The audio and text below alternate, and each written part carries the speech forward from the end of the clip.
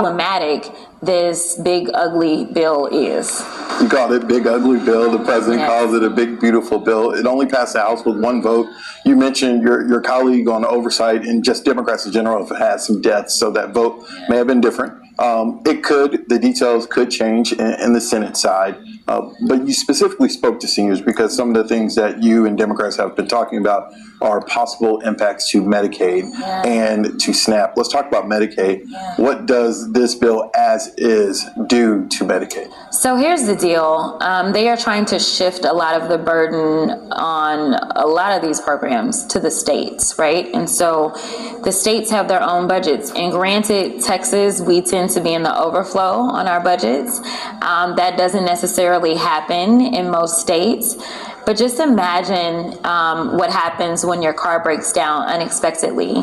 You've got all your bills laid out, and then all of a sudden you get hit with this big bill to fix your car.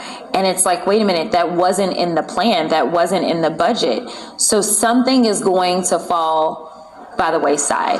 And that's exactly what we absolutely anticipate is going to happen when it comes to Medicaid as well as SNAP benefits. They're like, oh no, we're just making the states do a little bit more and that kind of stuff, but it's not in their budget. It's not part of their plan. And the reality is that people are paying into a federal system. And so it's like, well, what are we using these federal dollars for if you aren't going to pay for some of the basics? Here's the thing. Going back and forth with Trump with one-liners, you play it right into his hands. That's what he wants you to do. Because then he knows he's living rent-free in your head. But as for Medicaid, let's talk about Medicaid for a minute.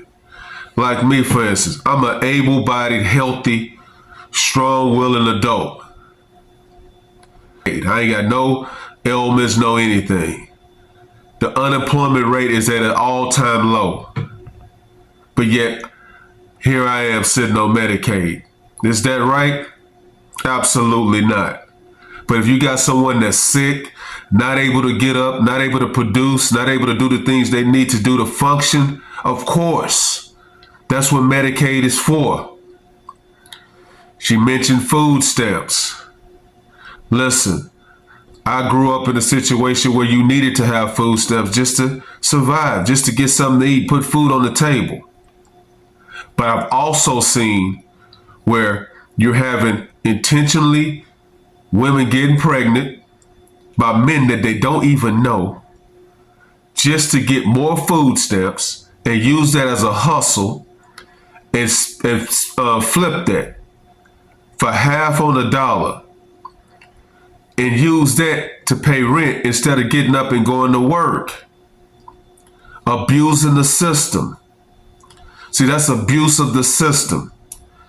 Yes, there is a place for food stamps. Yes, there are people that do need that help to get through. But there are also the people that are able-bodied, that are intentionally abusing the system, and we can't ignore that fact either. And that's where we got to have a middle ground here in saying, okay, what are the guidelines? What are the guidelines here? Because believe me, there's abuse there. And that's all we got to acknowledge, that there's abuse, and we got to find better ways to correct it. We can't just say he's trying to eliminate food stamps. He's trying to eliminate Medicaid, or Medicare, not Medicaid, but Medicare. You can't just do that. You got to come up with solutions of why you think he's doing it. Just don't say he's just trying to get rid of it. We know, like he said, able-bodied human beings should be working. On food stamps and medical assistance, no. It is a place for it. It is a place for it. And it's not there to be abused.